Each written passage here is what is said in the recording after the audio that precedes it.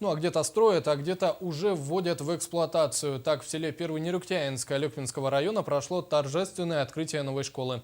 Мероприятие прошло в рамках Дня единого детского движения, проводимого в Якутии. Елена Фаст посетила открытие.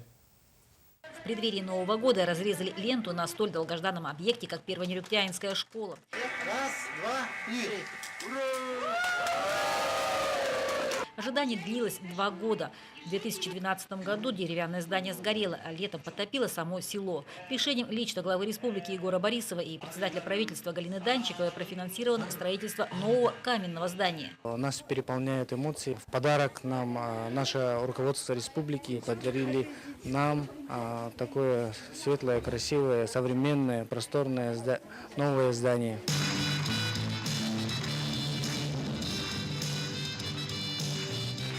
Первонерюктянцы получили не только современное качественное здание школы. В классах установлена новая мебель и современное оборудование, позволяющее работать и учиться по самым современным методикам. Мне очень нравится эта школа. Мне нравится, что сделали все хорошо, красиво. Прибывший на открытие школы заместитель министра Эдуард Кондратьев отметил, что в своем послании глава республики еще раз подчеркнул, несмотря на трудные времена и прогнозы, социальные обязательства будут исполняться в первую очередь. 15 декабря на очередном заседании Государственного собрания Алтумен принят государственный бюджет республики.